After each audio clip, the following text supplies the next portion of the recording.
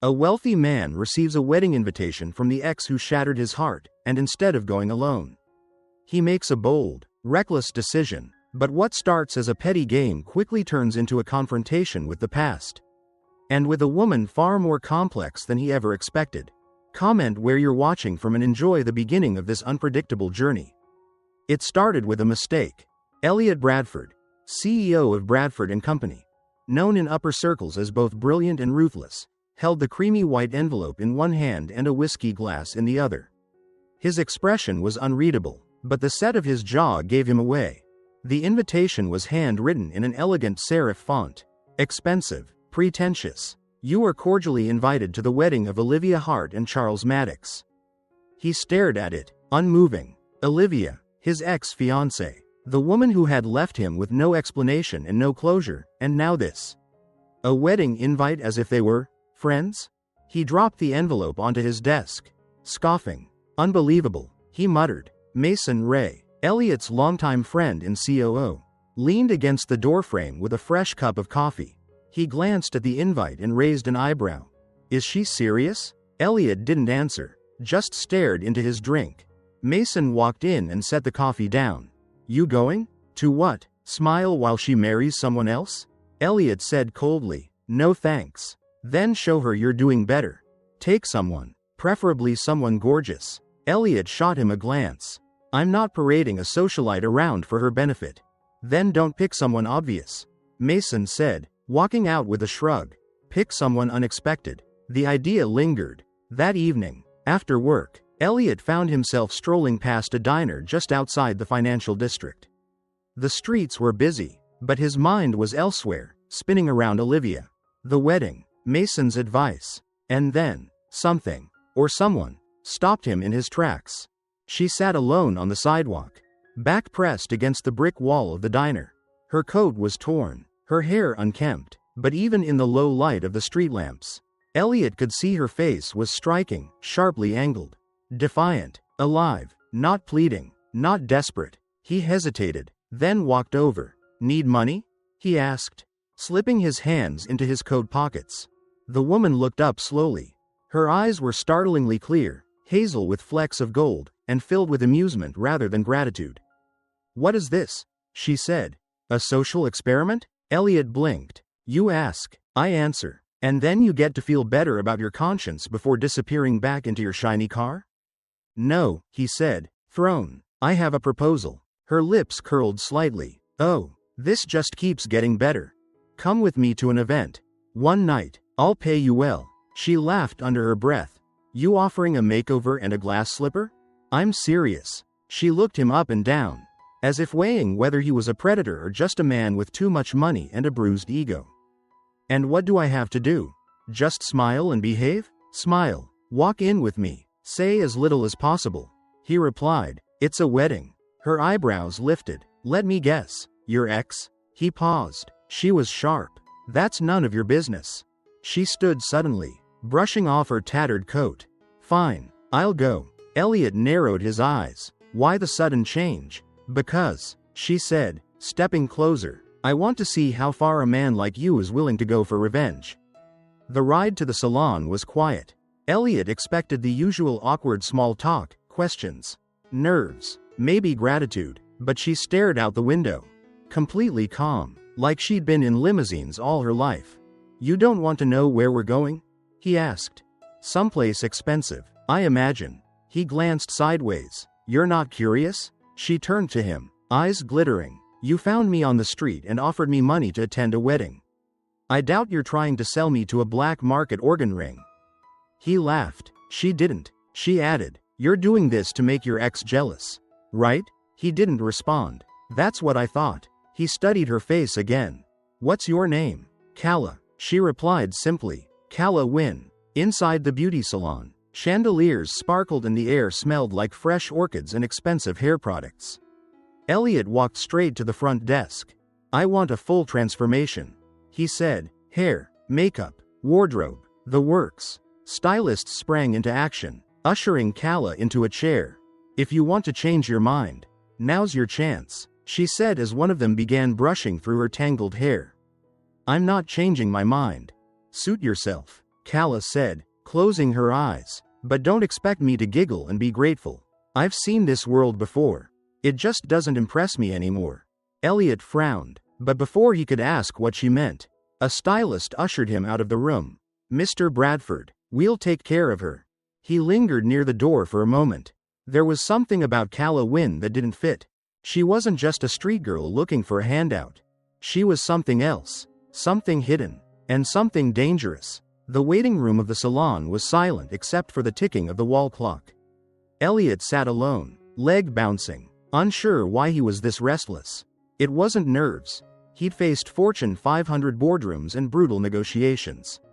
But something about this woman, Calla Wynne, was throwing him off. When the stylist finally called for him, he stood, and what he saw when he walked back into the room stopped him cold. She stood there in front of the mirror, turned halfway toward him, her posture straight and unshaken. Her dark hair, once a mess, was now swept into soft waves. Her makeup was flawless. The black dress fit her like it was custom-made, sleek and elegant, revealing just enough to hold attention but not enough to appear desperate. And her eyes, still sharp, still confident, still untouchable. Elliot exhaled slowly. You look different. She turned toward him fully. That's the point, isn't it? He gave a short nod. Shall we? The venue was everything Olivia Hart would have picked: grand chandeliers, crystal glassware, and string quartets playing music no one really listened to. Elliot stepped inside with Calla on his arm, and it was like pressing a detonator. Heads turned, conversations paused mid-sentence. Olivia, standing near a floral display with her new fiancé Charles, looked up and froze. Elliot tightened his jaw. He hated how satisfying that felt. Olivia made her way over, Charles in tow, her social smile pinned tightly in place. Elliot, she said coolly, I didn't think you'd come. Neither did I, he said, evenly, but I thought it would be rude not to congratulate the happy couple. Her eyes drifted to Calla, who extended a gloved hand before Olivia could speak. Calla Wynne, she said politely, lovely to meet you. Olivia took her hand, briefly, but her eyes said more than her mouth ever could. Likewise, Olivia replied, then glanced at Elliot. Where did you two meet? Calla tilted her head with the faintest smile. Oh, we go way back. She took a sip of champagne. Cool as stone. He's been very generous. Olivia blinked, hiding a flash of annoyance. I see. But Calla wasn't done. I was once engaged myself. Actually. Charles raised an eyebrow. Really? Calla nodded, her tone light but edged with something sharper. Didn't work out. His family thought I wasn't the right choice. Elliot shot her a glance. Startled, Olivia's smile faltered. That's quite the coincidence. Calla met her gaze directly. Isn't it? An awkward silence followed, broken only by the clink of a passing server's tray. Charles quickly offered a nod and guided Olivia away, murmuring something about greeting the next group of guests. Later, Elliot introduced Calla to several of his business contacts. The crowd was a mix of investors, lawyers, media moguls, the kind of people who thrived on appearances and power games. To his surprise, Calla handled them all effortlessly. She was poised, witty, and impossible to ignore. When Damon Harris, a young tech entrepreneur, approached and began making conversation, Elliot watched uneasily. You seem very comfortable in a room like this, Damon remarked. Calla smiled. Maybe because I am. And what's your connection to Bradford? Before Elliot could answer, Calla glanced at him playfully. Let's just say we have an arrangement. Elliot's jaw clenched slightly. She was too good at this. Too practiced. He grabbed her champagne flute and exchanged it for a fresh one. Let's get some air. Out on the balcony, the night air was cool against their skin. The city glittered below them. What exactly are you doing? He asked. What you paid me for, Calla said, leaning on the railing. Being unforgettable. You're not just doing this for the money. She gave him a sidelong glance. And you didn't invite me just to make Olivia jealous. Let's not pretend, Elliot. We're both here for more than we're saying. He was quiet for a moment. Who are you really, Calla? She turned fully to face him, that half smile still in place. What makes you think I'm lying?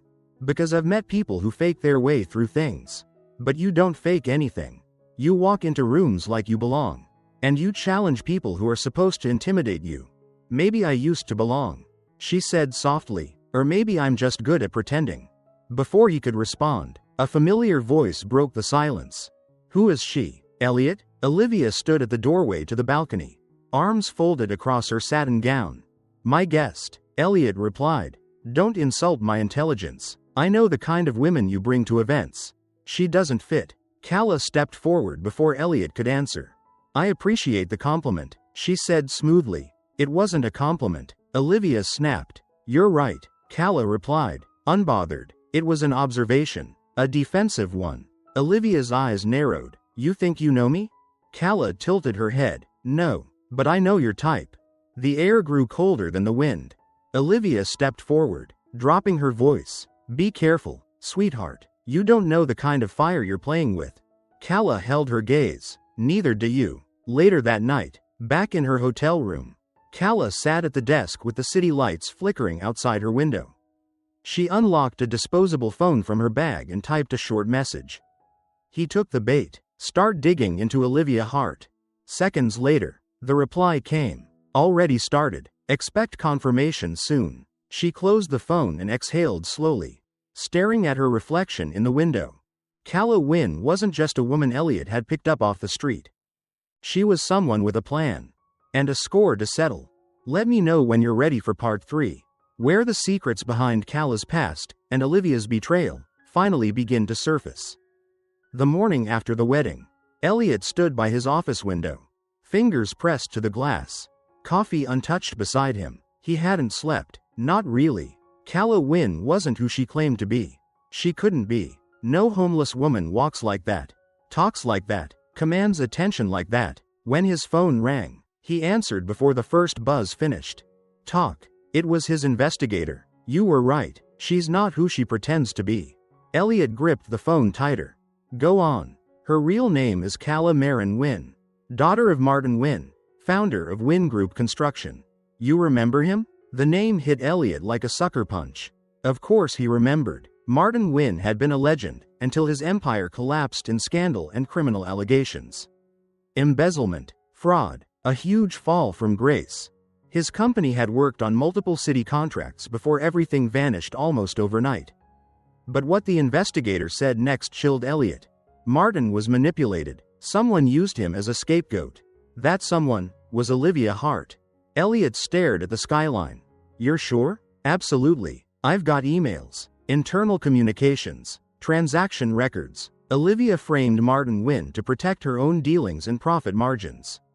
Calla must have found out. Elliot lowered the phone, his thoughts spinning. So this wasn't just revenge. It was personal. That night, Elliot returned to the hotel where Calla was staying. He didn't call, he just knocked. She opened the door calmly, dressed in jeans and a simple sweater. No makeup, bare feet. She didn't look surprised. I figured you'd come eventually, she said, stepping aside. He entered, scanning the room. Clean, organized, nothing like the woman he'd pulled off the street just days earlier. You've never been homeless, he said. She looked at him steadily. No. He turned to her. So what was this? A performance? It was a test. For what? To see how far you were willing to go. To see if you still believed in truth when it was ugly. You manipulated me. You wanted someone who could make Olivia squirm. I gave you that, but I wasn't going to pretend to be someone I'm not for long. He crossed his arms, tense. You should have told me. And would you have brought me to that wedding if I had? She asked. If you knew my real name. My father's legacy? He didn't answer. Calla walked over to the window and looked out. My father was destroyed by your ex. Olivia found a way to pin her dirty dealings on him, using his trust against him. She took everything. I lost everything. My school, our home, his reputation. He died believing he failed. Elliot's throat tightened. I came back to settle that score, Calla said, voice low, but I didn't expect to meet someone like you along the way. Silence stretched between them. He stepped closer. What happens now? She turned, eyes locked on his. Now we take her down. The days that followed moved quickly. With Elliot's support and the help of a few trusted allies, Calla pieced together every document, every thread of proof tying Olivia to the scheme that ruined her family. Emails, forged contracts, offshore accounts. Each discovery made Elliot's stomach turn. He had been this close to marrying that woman, to building a future with her. He didn't just feel used. He felt blind. "You think she'll run?" Calla asked one night as they reviewed documents at his apartment. "No," Elliot replied, eyes cold. "She'll try to twist it, spin it, control the narrative. She's good at that. She won't win this time." Elliot looked up. "Neither will you. Not unless you play it smart." Calla blinked. "What's that supposed to mean?" "It means don't burn yourself trying to take her down. She'll bait you. You have to stay one move ahead." Calla leaned back, sighing. "You sound like you've done this before." "I have," he said, "but not with someone I care about." Her eyes flicked up to his, something unreadable flashing in them. She didn't answer. The scandal broke just days later. News outlets ran with it. Olivia Hart accused in multi-million-dollar construction fraud. Articles included leaked documents, financial records, even testimony from former employees. Olivia's team tried damage control, calling the accusations a baseless attempt by disgruntled former associates. But the evidence was undeniable. And then Calla appeared on national morning television. Poised, calm, dressed in a pale blue suit. She looked nothing like the woman people thought they saw on the street a week ago. "I'm not here to destroy Olivia Hart," she told the host. "I'm here to restore my father's name." Elliot watched the interview from his office. Heart pounding. She didn't even mention his name. Not once. She took all the heat herself. And yet, he'd never admired anyone more. That evening, Calla received a handwritten note slipped under her hotel room door. "Private dinner, 9 p.m., Harrington Tower rooftop. Let's talk, Olivia." Elliot begged her not to go alone. But Calla insisted. "I need to see her face when she knows she's lost." When she stepped onto the rooftop, Olivia was already there, drink in hand, standing beneath strings of golden lights. "You look tired," Calla said. Olivia smiled faintly. "I underestimated you." "Everyone does," Calla replied. Olivia motioned toward a table. "Sit. We don't have to destroy each other." Calla raised a brow. "Oh, you're destroyed. You just don't know it yet. I can make this go away." Olivia offered. "Money, silence, a seat at the table. You had your chance to be decent." Calla said. "You chose power. Now you lose both." She pulled out an envelope from her coat and dropped it on the table. Olivia opened it and went pale. Inside was a full legal dossier. "Evidence. Everything." "You can't do this," Olivia whispered. "You did it to yourself." Calla said. "Tomorrow morning. This will be on every front page." Olivia stood, face twisted in fury. "You'll regret this." Calla turned away. "I already have, for years, but not anymore." When Calla returned to Elliot's place later that night, she didn't knock. She walked in, tired but steady. He was at the counter, nursing a glass of whiskey. "You did it," he said softly. "We did it." He stepped closer. "Now what?" She paused. "Now, I figure out who I am without the weight of revenge." Elliot reached into a drawer and pulled out an envelope. "I've been working on something. A business proposal. Your name, your vision, my funding." Calla blinked. "You'd do that for me?" "I'd do more," he said. Then, without hesitation, "I'm in love with you." Her breath caught. "I know it's soon," he said, "but I can't pretend anymore." She looked away, conflicted. "I can't, not yet. I just got my life back." He nodded. It hurt, but he understood. "I'll wait." A long silence passed before she whispered, "Don't wait forever." He smiled faintly. "I won't have to." Weeks passed. The headlines had shifted from Olivia Hart's downfall to stock market swings and celebrity gossip. But for Calla Wynne, life was only beginning to stabilize. She was no longer hiding behind aliases or dirty coats. She was running a small but promising architecture consultancy under her own name, Wynne Concepts, quietly backed by Elliot Bradford, who stayed in the background per her request. Their dynamic was complicated. Tension still lingered between them, an ache neither was ready to name aloud. But something had shifted. They were no longer playing games. No more pretending. Calla sat in a cafe on the edge of the city, sipping espresso and reviewing sketches for a coastal resort project. A shadow moved across the window. She looked up and froze. A man in a tailored gray suit stood there, tall, dark-haired, and composed. His smile was practiced, smooth. "Miss Wynne?" he said as he stepped inside. "Yes," she replied, guarded. "I'm Liam Bissett," he said, offering a hand. "Investor. I've followed your family's work for years. I was a great admirer of your father." Calla stood slowly, shaking his hand. "Appreciate that. Mind if I join you?" he asked, gesturing to the empty chair. She hesitated, then nodded. Over the next half hour, Liam charmed her with talk of design, investment opportunities, and a shared vision for sustainable luxury. He spoke French, quoted obscure architects, and complimented her work without sounding patronizing. He was the type of man Olivia would have adored, wealthy, respected, worldly. Calla wasn't sure if she liked or distrusted that.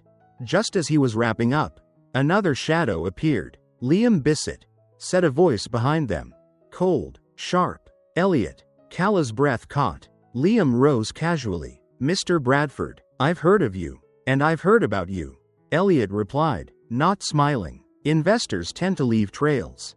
Calla stood quickly. "Elliot, this isn't the time. I'm sure you two have much to discuss," Liam said, giving her a nod. "We'll be in touch, Miss Wynne." He left smoothly. Calla turned to Elliot, arms crossed. "Are you seriously following me? I came to see you."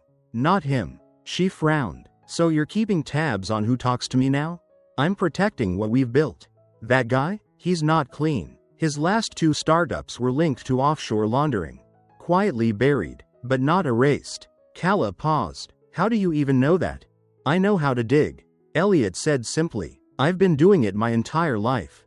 She sighed. "You don't trust anyone, do you?" He looked at her, jaw tight. "I trust you. That's the problem." That night, Calla sat alone in her apartment, sketching designs for her new client. The project was a sleek glass hotel that wrapped around a forest clearing, but she couldn't focus. Her thoughts kept drifting to Elliot. The way his voice caught when he said he trusted her. The way his eyes looked tired beneath the anger. She hadn't given him a clear answer about anything. Not about her feelings. Not about a future. Not even about that night on the beach, when things almost changed between them. She stood, frustrated, and opened the drawer where she kept a single keepsake. The engagement ring Elliot had shown her weeks earlier. She hadn't accepted it. She couldn't. Not yet. But she also hadn't returned it. She traced her finger across the velvet box. Heart aching. The next morning, a knock woke her before sunrise. She opened the door to find Elliot standing there. Face pale, breathing uneven. "You're burning up," she said immediately. "I'm fine," he muttered, wobbling slightly. "You are not fine." He collapsed onto the couch, muttering something about hating doctors. She knelt beside him, placing a cool cloth on his forehead, then made tea and sat with him as the fever broke. He didn't speak much, just lay there, occasionally looking at her like he was seeing something he didn't quite understand. "I told you," he murmured. "You didn't have to come." "Yes, I did." They stayed like that until morning turned to afternoon. He finally sat up and reached for her hand. "You should take the day off," he said suddenly. "Why?" "I want to take you somewhere." She narrowed her eyes. "Where?" "It's a surprise." That surprise was a secluded cabin by a private beach. When they arrived, Calla stared at the view, the turquoise waves, the stretch of untouched sand, the tiny wildflowers peeking through the grass. "Elliot," she whispered, "this is unbelievable." He smiled. "I thought you'd like it." They spent the day walking barefoot along the shore, laughing about small things. That night, they grilled food over a fire pit and sat under a blanket of stars, surrounded by only the sound of the sea. Calla leaned her head on Elliot's shoulder, and for the first time in a long time, she didn't feel the weight of expectation, or pain, or loss. She just felt warm, wanted, safe. He turned to her, gently lifting her face toward his. "I still love you," he said. Her breath caught. "I know you're still healing. I know you're scared, but I don't want to go another day pretending I don't feel this." She swallowed, then looked at the ocean. "I don't know if I can be what you need.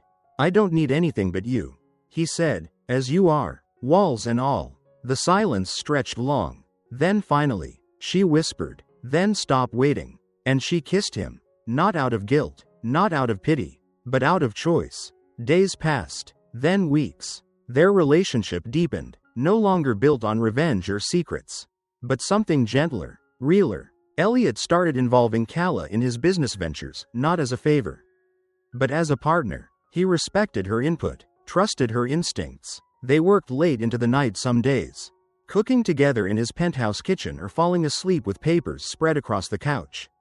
She had never lived a life like this. She had never thought she would again. But then, something shifted. Calla began feeling sick, exhausted, nauseous. She brushed it off, stress, maybe, or burnout, until one morning, in the quiet of her apartment, she stared at the result of a pregnancy test. 2 lines. She sat on the bathroom floor, heart pounding. She was pregnant, and she hadn't even told Elliot yet. Tears ran silently down her cheeks. Not from fear, from joy, and terror, and something in between. Calla sat on the edge of the bed, the pregnancy test still in her hand. 2 pink lines, clear, undeniable. She stared at the result like it would somehow change if she kept looking long enough. Pregnant. The word felt both alien and sacred. She thought about Elliot, his hand in hers on the beach, his voice whispering that he loved her, the way he looked at her like she was the only thing left in the world that made sense. She hadn't planned for this. She wasn't even sure she deserved it. The next day, she sat across from him at breakfast, her fork moving the eggs on her plate but never reaching her mouth. Elliot watched her silently, sipping his coffee. "You're quiet," he said. "I'm thinking." He nodded, but didn't press. She looked up. "What would you do if your life changed completely overnight?" Elliot's brow lifted slightly. "In a good way or a bad way?" "I'm not sure yet," she admitted. "Then I'd probably try not to panic," he said. "Figure it out one step at a time." She smiled faintly. "Even if it scared the hell out of you?" He reached across the table and took her hand. Especially then. She didn't tell him, not yet. Her heart just wasn't ready. But the clock had started ticking, and she knew she couldn't hide it for long. A few days later, she went to the doctor. Just for confirmation. She left with something she hadn't expected, an even bigger surprise. Twins. She sat in her car afterward, stunned. Not one heartbeat. Two tiny, flickering pulses growing inside her. She was going to be a mother. And Elliot, a father. The weight of it pressed against her ribs. Back at her place that evening, she paced the living room, trying to figure out the right words, the right time. But when Elliot walked in and smiled at her like she was the best part of his day, all her plans vanished. Instead, she blurted, "I need to tell you something." His smile faded immediately, concern flickering in his eyes. "What is it?" She inhaled slowly. "I'm pregnant." A beat of silence, then another. Wow," he said finally, stunned. "I didn't expect that." "Neither did I," she whispered. He stood frozen, and for a terrifying second, she thought he might walk away. But he didn't. He crossed the room, wrapped her in his arms, and held her like something precious. "You're having my baby?" She nodded against his chest. He pulled back just slightly, searching her eyes. "Are you okay?" "I'm terrified." "Me too." They laughed softly, forehead to forehead. Then she added, "There's more." His brow furrowed. "What?" "It's twins." His eyes widened. "Twins?" She nodded, and for a second they just stood there, overwhelmed. Then he let out a laugh, genuine, stunned, happy. "I guess we're doing this," he said, breathless. "Guess so. But if you think I'm letting you face this alone for even a second, you're insane." "I was hoping you'd say that." The next few weeks were a whirlwind of doctor visits, prenatal vitamins, business calls, and setting boundaries with reporters who still tried to dredge up the Olivia Hart scandal. Calla tried to focus on staying healthy, calm, stable, for herself and the babies. But something in the shadows was stirring. Elliot knew it too. "Olivia's not done," he said one night while reviewing a financial report. "She's too quiet. She's ruined." Calla replied, "What could she possibly do? She still has money, influence, people who owe her favors. I don't like waiting for her next move." Calla placed her hand on his. "Then let's take the power away from her." "How?" "We go public, on our terms. No secrets, no shame." He stared at her. "You want to go public with the pregnancy?" "I want to go public with the truth. Me, you, the babies, our business, everything." before she tries to rewrite the story. He nodded slowly. If we do this, there's no turning back. We never turned back in the first place. The next morning, Elliot and Calla released a joint statement through Wynn Concepts and Elliot's holding firm. The press went wild. Scandal turned love story. Bradford and Wynn expecting twins. Heiress rebuilds family legacy with support from former fiancé of Olivia Hart. Some celebrated them, others speculated, but the narrative was theirs now. Calla was no longer the mysterious woman at the wedding. She was a businesswoman, a survivor, and a future mother of two. And Elliot? He was no longer the scorned millionaire.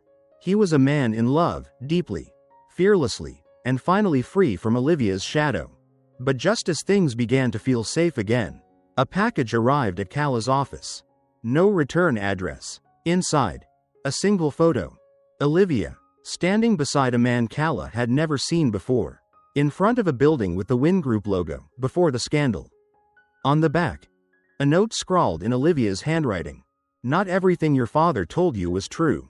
Oh. Calla's stomach turned. She stared at the photo for a long time, her hand trembling. And just like that, the ghosts of the past return. Calla stared at the photo for what felt like an eternity. The image was simple. Olivia Hart and an unfamiliar man standing casually in front of an old Wynn Group building. But the message on the back changed everything. Not everything your father told you was true. Oh. Her hands trembled slightly as she set the photo on her desk. She didn't want to believe it. She didn't want to fall for Olivia's mind games. But deep down, the unease had already taken root. Her father had been her rock, her compass. She had rebuilt her life around clearing his name.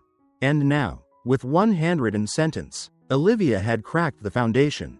That night, Calla didn't tell Elliot about the photo. He was in the kitchen, humming softly while making her ginger tea and checking the calendar for her next prenatal appointment. His attention was warm, his focus full of care, and she didn't want to tarnish it. Instead, she kept the photo tucked in her coat pocket and spent the evening trying to ignore the gnawing voice in the back of her mind. But it wouldn't stop whispering. What if Olivia wasn't lying? The next morning, Calla drove across the city to the last person who might have answers, Frank Alden. Her father's former legal advisor. He looked startled when he opened the door and saw her. Calla, goodness, you look just like your mother. She smiled politely. May I come in? Frank hesitated, then opened the door wider. Inside, his apartment smelled of old books and pipe smoke. Calla sat across from him, pulling out the photo. I need to know who this man is, she said, sliding it across the table. Frank's hand paused halfway to his coffee. His expression dimmed. Where did you get this? Olivia sent it, said not everything my father told me was true. Frank didn't speak for a long moment. Finally, he said, that man's name was Victor Harlan. He worked with your father in the early days. Quiet investor. No one knew much about him, except he had deep pockets and darker intentions. Was he involved in the scandal? Frank nodded. More than involved. He orchestrated most of it, money laundering, fake accounts, shell companies. But when the ship started sinking, your father tried to pull out. Tried? Calla asked. Frank looked away. He couldn't. Olivia made sure of that. She forced him to sign contracts, legal agreements, threatened to release personal files. She boxed him in. Calla's stomach turned. So he knew? He knew the company was going down? He didn't want to believe it. He thought he could fix it quietly. But in the end, he let the lies stand. To protect you. Calla closed her eyes. A single tear slid down her cheek.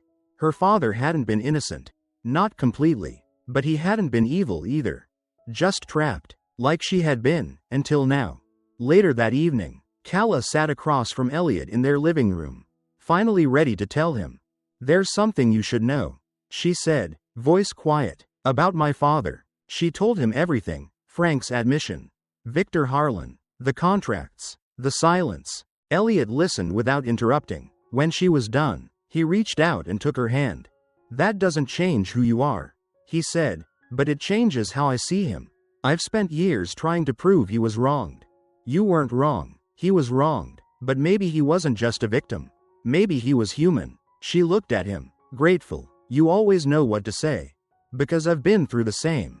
Elliot said, I loved Olivia once, I thought I saw the best in her. That mistake nearly destroyed me. Doesn't mean I can't love again." She smiled faintly. "You already do." The next day, Calla received a second envelope. Inside, a summons. Olivia Hart was suing her for defamation, business interference, and emotional distress. Classic Olivia. When she couldn't win the public, she went after the legal system. Calla brought the notice to Elliot. "She wants to drag this into court," she said. "She wants to bankrupt you emotionally."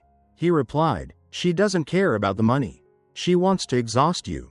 "What do? We hit her harder." Elliot assembled a legal team, some of the best in the city, and Calla leaned on her growing network of clients, advocates, and truth seekers. Together, they built a counter case.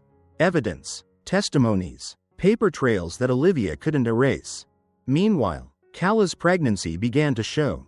One morning, as she stood in front of the mirror, she placed both hands on her bump and whispered softly, "You are the future. You're why I'm doing this." She felt a flutter then. The first kick, and with it, came clarity. She was no longer the daughter of a fallen legacy. She was the beginning of a new one. On the day of the preliminary hearing, Olivia strutted into court with her usual arrogance, hair flawless, designer coat draped over her shoulders. Calla, by contrast, walked in calmly, hand in Elliot's, glowing with quiet strength. The courtroom buzzed as evidence was presented: altered contracts, falsified signatures, email threads that proved Olivia's coercion. But the final blow came when Calla stood to read a letter, one her father had written just weeks before he passed. It wasn't a confession, it was an apology, a man's quiet regret, his love for his daughter, and his hope that she would live free of the burden he never escaped. By the end, even the judge looked shaken. Olivia's expression cracked. For the first time, she wasn't in control, and she knew it. That night, as they returned home, Calla sat beside Elliot on the couch, her hand resting on her stomach. "It's over," she whispered. "No," Elliot said gently, "it's just beginning." She turned to him. "Do you remember the first time you saw me?" "Of course. Sitting on the curb, looking like you didn't need anyone." "I didn't," she said with a smile. "Until I met you." Elliot leaned in, brushed her hair from her face, and whispered, "Marry me." She blinked. "What?" "No distractions, no revenge, just us, me, you, and the two little mysteries we haven't met yet." She was silent for a long moment. Then she nodded. "Yes." The news of their engagement spread like wildfire. Social media platforms lit up with photos of Elliot and Calla standing hand in hand on a quiet beach, the diamond ring catching the last rays of the sun. Headlines that once cast shadows now sang of redemption and love. From scandal to serenity, Calla Wynne and Elliot Bradford are engaged. Expecting twins, power couple plans a wedding built on truth. But while the world cheered, Calla remained cautious. She'd learned that peace wasn't permanent. Not when people like Olivia still had influence. Not when secrets still lingered. The weeks that followed were blissful. Mostly, they visited a wedding venue by the sea, an intimate garden overlooking the waves. Calla wanted something simple, elegant, private. She spent hours picking fabrics for the nursery, designing a custom crib, choosing lullaby playlists. Elliot stayed busy overseeing her growing business and handling legal loose ends from the case. He was different now, softer in some ways, more focused in others. There was a lightness to his smile that hadn't been there before. And for the first time in years, Calla let herself believe she might finally have it all: love, family, stability. But then the call came. It was from Jenna Lane, Calla's longtime friend and assistant during the early rebuilding of Wynn Concepts. "Hey," Jenna said, her voice tight, "are you sitting down?" Calla immediately knew something was wrong.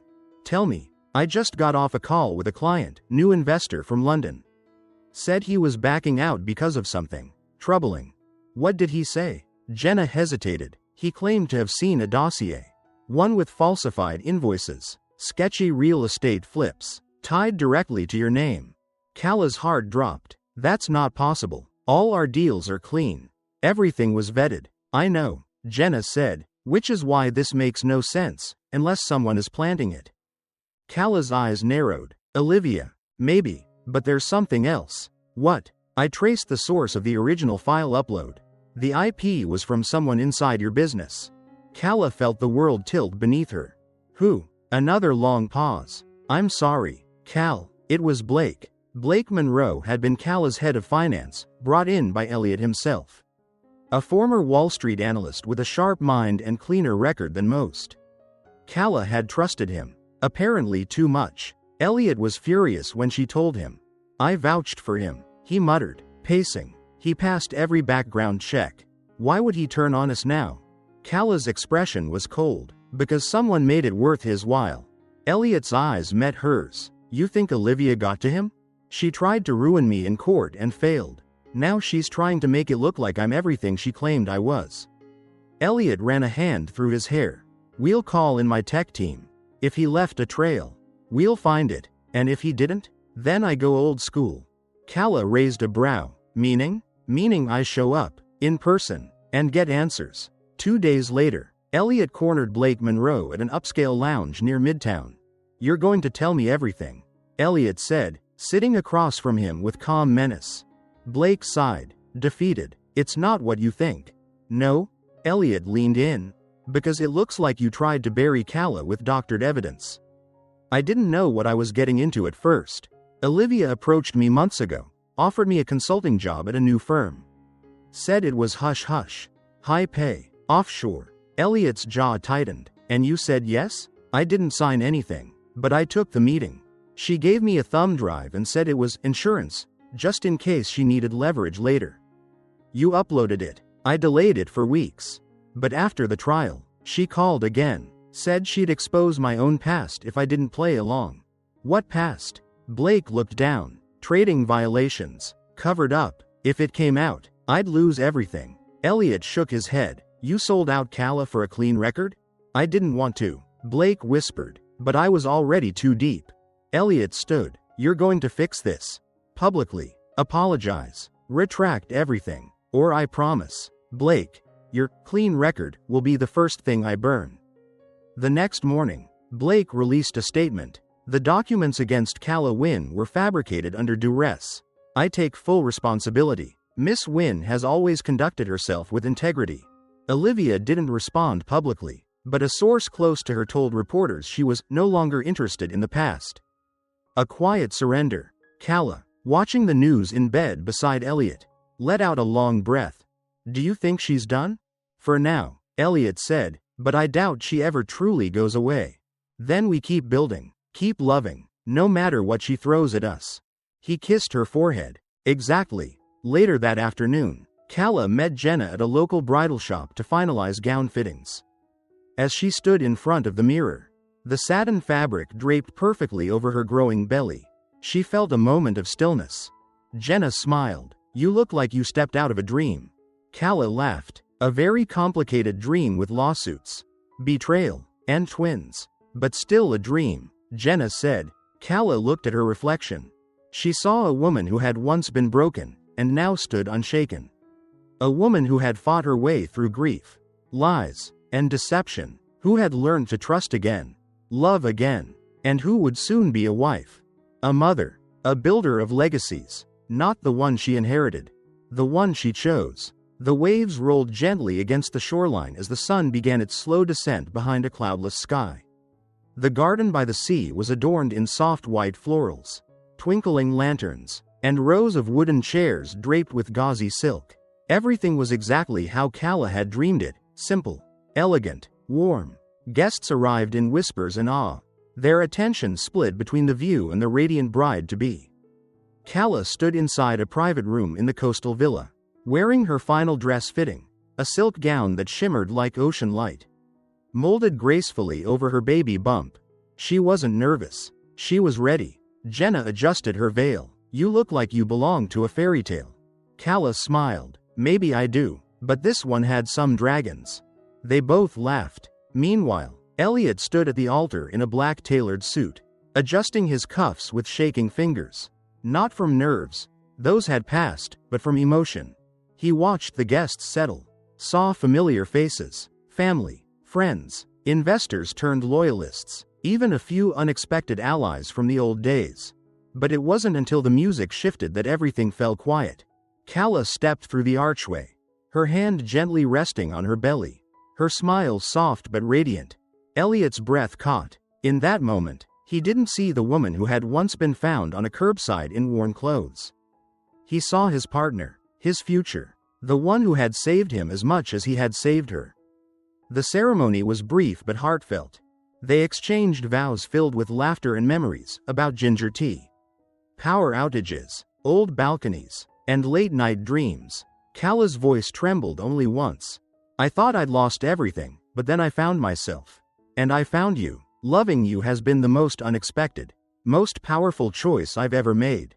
And today, I make it again." Elliot wiped away a single tear. "And I'll choose you every day after this." Through storms, silence, and joy, they kissed to a roar of applause. It was done. They were married. Later, as the reception spilled into the night, Calla stood on the balcony with a glass of water while Elliot greeted guests. She watched him from a distance, charming, composed, laughing with someone's toddler on his hip. A sharp contrast to the man he used to be. Suddenly, a voice broke her thoughts. "Calla win?" She turned. A man in his late 40s stood behind her. Dark overcoat, quiet presence, sharp eyes. "Yes," she replied cautiously. "My name's Marcus Harlan." The name punched the air from her lungs. "Victor Harlan's brother?" she asked, her voice dry. He nodded. Calla's heart thudded. "Why are you here?" "Because there's one more piece of the story you deserve to know." Inside, Elliot caught sight of the interaction from across the room. Calla stood frozen, pale. He excused himself and walked toward her quickly. When he reached her, the man turned slowly. "You must be Elliot Bradford," he said. Elliot didn't offer a hand. "Who are you?" "I'm not here to cause trouble," Marcus said, "but I have something that belongs to your wife." He reached into his coat and pulled out a flash drive. Everything Victor had on Olivia. Everything he kept to himself. Bank transactions, video footage, audio clips. Proof she didn't just sabotage Richard Deo's company, she destroyed 4 others before that. Calla blinked. "Why give this to me now?" Marcus sighed. "Because Victor didn't act alone. And when things went bad, Olivia left him out to dry. He died in exile, alone, penniless, and bitter." Elliot's face hardened. "So this is revenge?" "No," Marcus said, "it's justice. You already exposed her. But this will erase any power she still holds." He handed the drive to Calla. "Do with it what you want." Then he walked away, disappearing into the night like a ghost. That evening, as fireworks lit up the sky and guests danced under lanterns, Calla sat beside Elliot inside the villa, the flash drive resting on the table between them. "We could leak it," he said. "Let the world finish what we started." She was quiet for a moment. Then, "No." He looked at her. "No?" She met his eyes. "We're done playing her game. Let Olivia fade into the silence she tried to bury us with." "You're sure?" She reached for his hand. "I want our children to know we won because we were better. Not because we struck last." Elliot smiled. "That's why I married you." Weeks later, Calla launched a new initiative.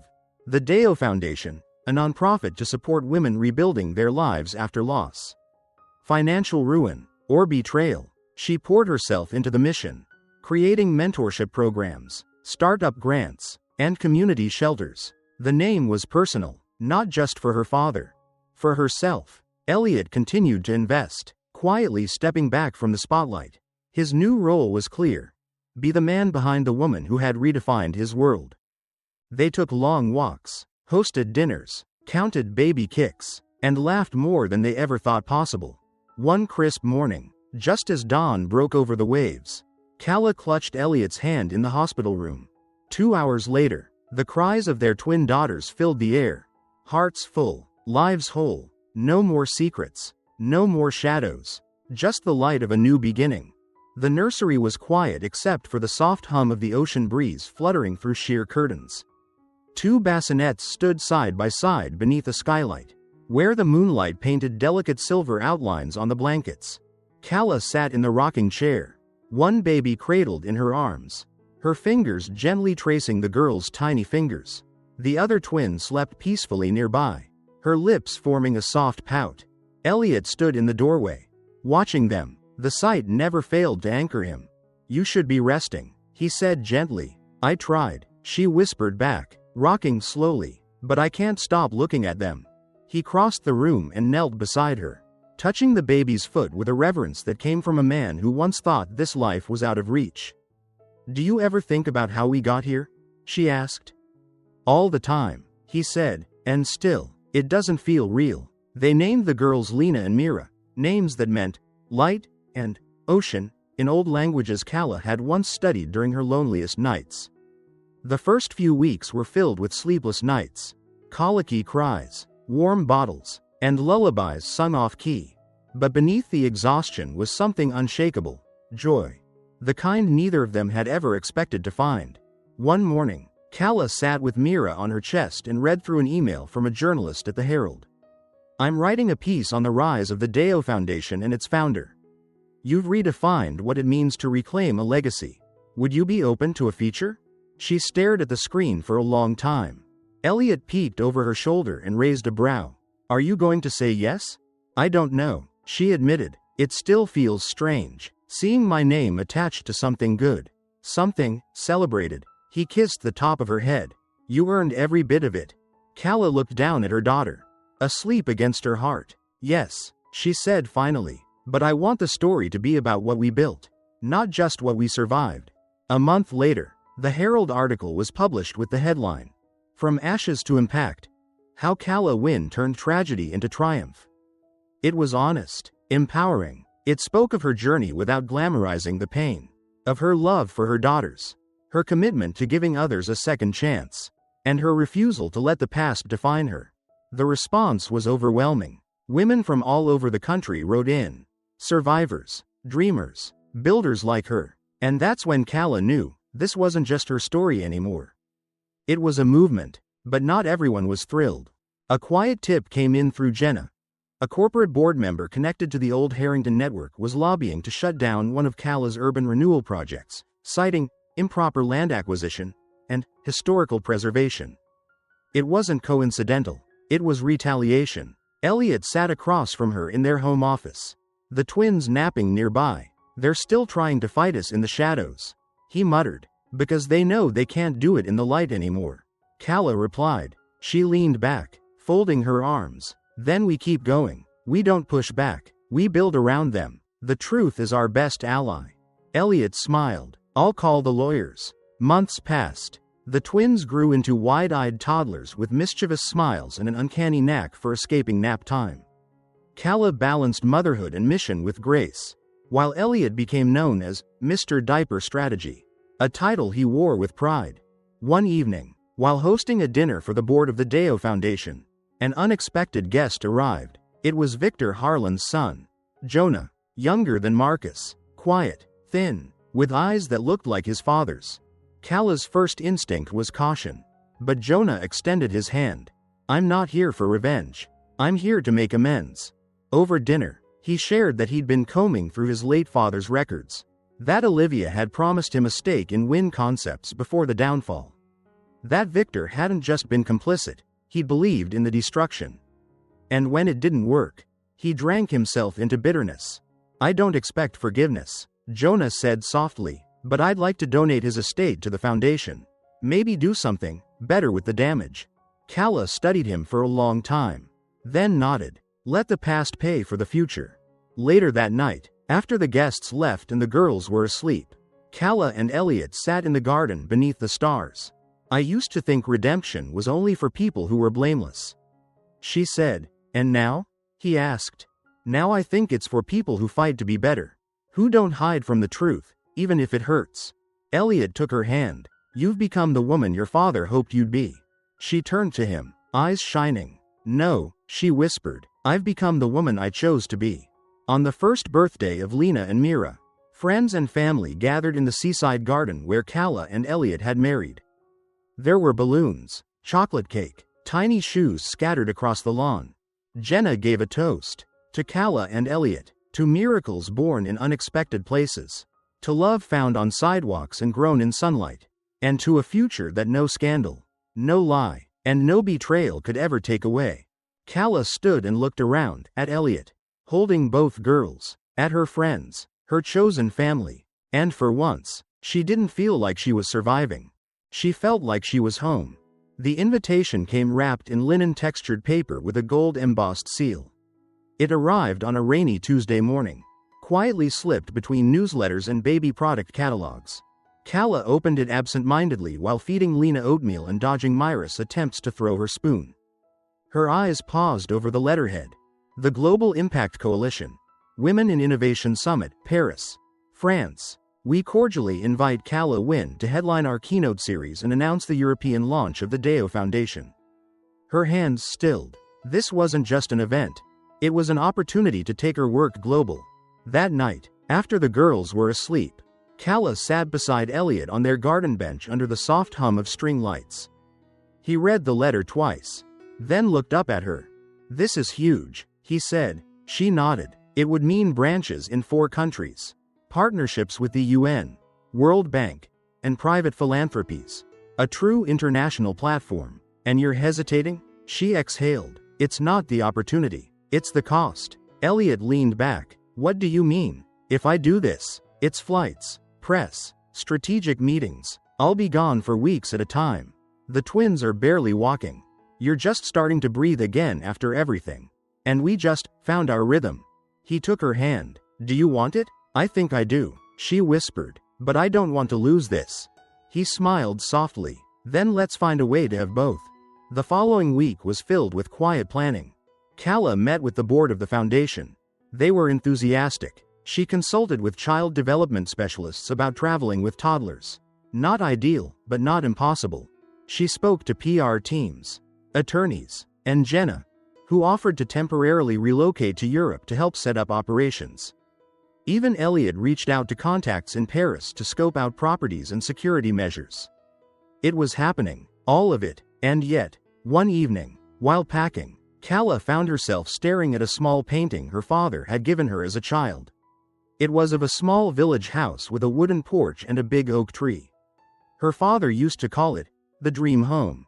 She ran her fingers over the canvas, suddenly unsure. 2 days before the Paris flight, Calla and Elliot took Lena and Mira for a walk on the beach. Mira squealed as the tide licked her toes, and Elliot laughed as he lifted her in the air. Calla watched them, this scene of perfect chaos and peace.